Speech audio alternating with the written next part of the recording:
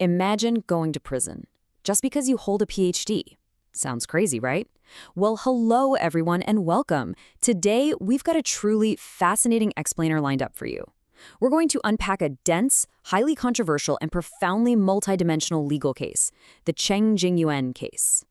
We'll be looking at this impartially through the lenses of structural logic, network physics, international human rights, and constitutional law. It's a tangled web, for sure, but we are going to break it down step by step using the comprehensive source materials provided. Let's get right into it. I want to hook you right away with the central paradox of this whole thing. The sources present us with this really profound question.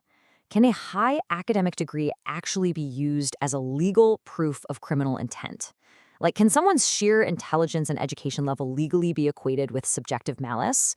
Keep that in the back of your mind as we explore exactly how the prosecution built their case here.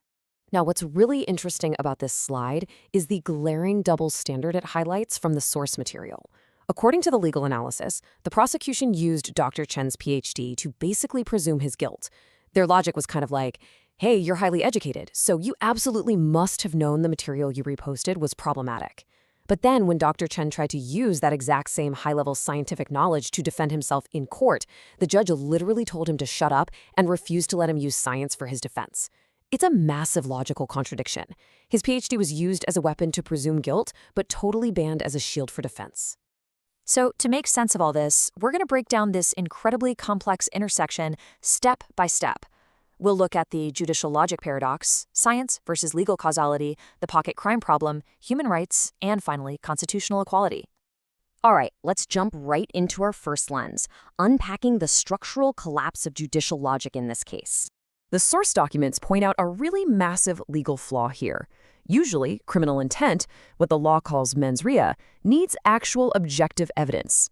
Things like chat logs, emails, physical actions that actually prove a psychological state. But in this case, the prosecution completely bypassed all of that.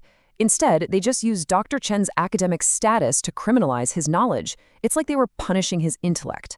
The sources actually describe the judge silencing his expert defense as cognitive violence. And ultimately, the analysis suggests this swapped out objective evidence for identity politics, creating a totally conclusion-driven trial. The verdict felt predetermined, and the logic was just stretched to fit it. To really ground this legal analysis, the sources bring up a fascinating philosophical concept, the category mistake.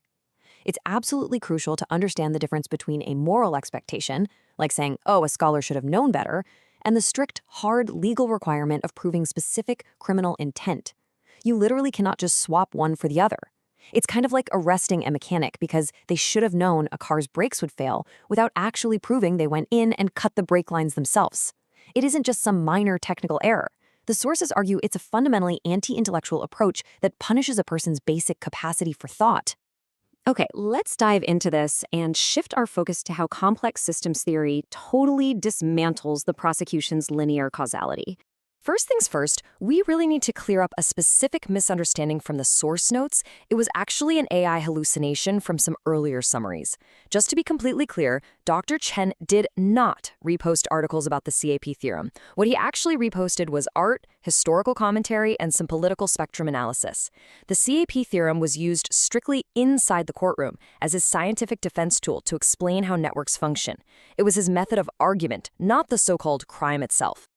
So how exactly did he use it? Well, Dr. Chen utilized the CAP theorem, which basically dictates that a distributed system cannot simultaneously guarantee consistency, availability, and partition tolerance. What does that mean in plain English? It means that network disorder or inconsistency is just a natural built-in feature of the internet. It's a mathematical constant, like background noise. So a messy, slightly chaotic social network is completely normal. It's definitely not some severe anomaly created by one single person hitting the repost button. You see, the court was operating on this linear causality illusion. They believed that one post from one person causes macro chaos, assuming that absolute order is the baseline and invoking this guaranteed butterfly effect.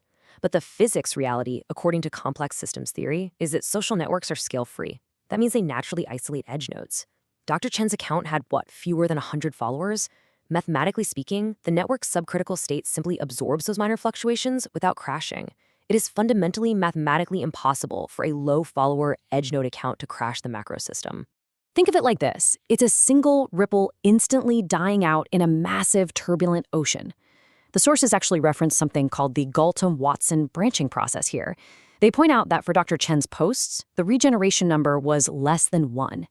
That basically means each person who saw the post was highly unlikely to share it forward. His posts had absolutely zero causal path to macro chaos. None. They died out the exact second they were posted. Because of that, the charge of causing severe disorder is pretty much scientifically void. Right, let's shift our lens away from physics for a moment and look at international law, specifically examining the pocket crime problem. Under international law, specifically the ICCPR, that's the International Covenant on Civil and Political Rights, there is a very strict 3-step proportionality test used whenever a state wants to restrict expression.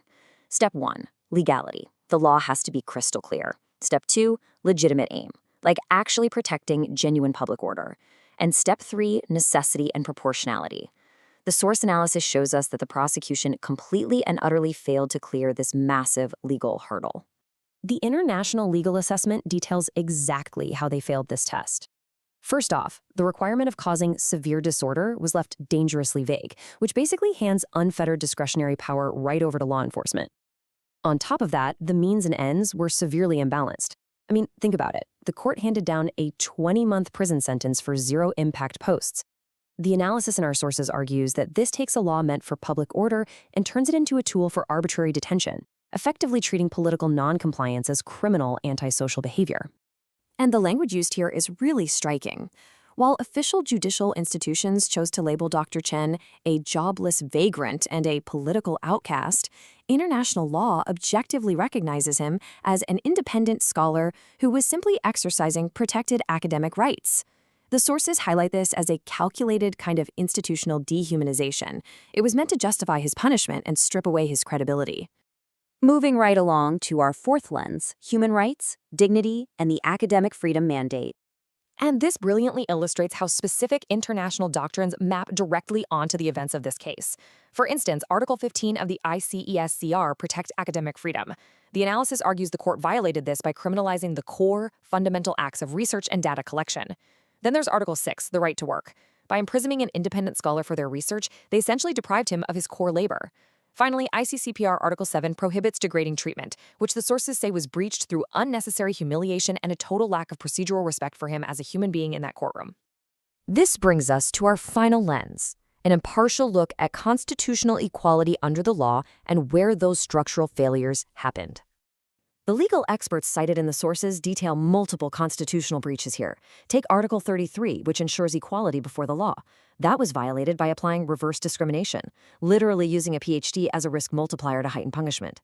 Then there's Article 125, the right to defense, which was completely obliterated when the judge silenced his scientific arguments. Article 47, freedom of scientific research, gets severely chilled when critical thinking itself becomes criminalized. And Article 38, protecting human dignity, was breached by a systemic institutional insults. At the constitutional level, the core failure really comes down to the burden of proof. The court relied on presumed guilt, forcing this scholar to prove why he didn't know something simply because he holds an advanced degree. But, a true evidence-based trial requires the prosecution to provide objective, physical proof of psychological malice. You absolutely cannot demand the defendant prove their innocence while you just substitute their identity for actual evidence of a crime. To summarize the objective conclusion of this extensive legal analysis, the sources point to a core tenet derived from the Universal Declaration of Human Rights: state law must submit to human dignity, not human dignity to state law.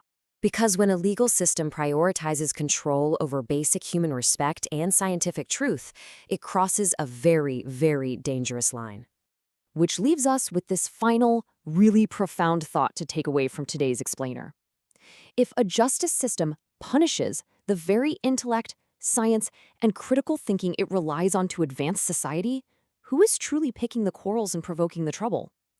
Thank you so much for joining me to unpack this incredibly important source material today. Keep questioning, keep learning, and I'll see you in the next explainer.